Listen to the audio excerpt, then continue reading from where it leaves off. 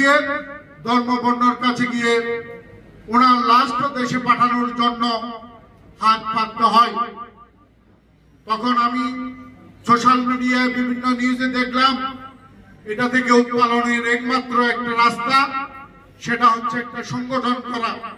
সেই সংগঠনটা কি হতে পারে? সেই সংগঠনটা হতে পারে একটা মানবিক সংগঠন, হাটহাজারী সমিতি সংযুক্ত আরব আমিরাত।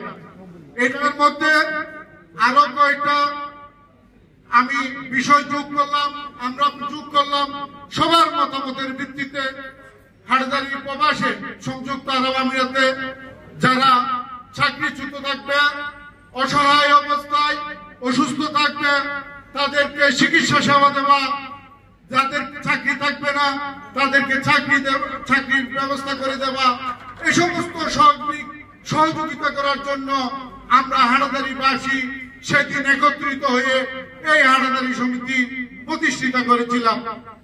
আমরা সেই হাটহাজারী সমিতির লক্ষ্য উদ্দেশ্য থেকে আমরা বিচ্যুত হয়েছি।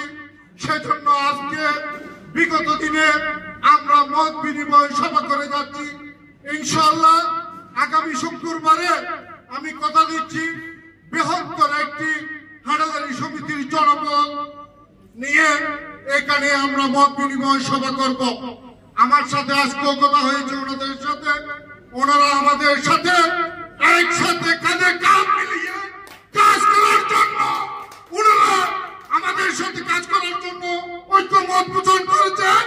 হাটহাজারী প্রবাসে এখানে 1 লক্ষের অধিক মানুষ বসবাস করে, সবাইকে সাথে নিয়ে এই হাটহাজারী সমিতি এগিয়ে যাবে। আপনারা সবাই এই আমাদের সাথে থাকবেন। আমি আপনাদেরকে আরো বিনীতভাবে অনুরোধ করছি, এই হাটহাজারী সমিতি নিয়ে যারা চিনিমিনি খেলেন তাদেরকে আপনারা মাঠে ময়দানে সমীচীন জবাব দিবেন, সে আশাবাদ ব্যক্ত রাখি। সংগ্রামী সাথী বন্ধুরা, আজকে আমি দুই একটা কথা বললে নয়, আজকে আমরা হাটহাজারী সমিতি যখন প্রতিষ্ঠাতা সভাপতি সেক্রেটারি হয়েছিলাম, আমরা এই পদটি যুগ যুগ ধরে বহন করার জন্য নয়, আমরা 2 বছরের মাথায় আমরা নির্বাচন দিয়ে আমাদের দায়িত্ব হস্তান্তর করেছি।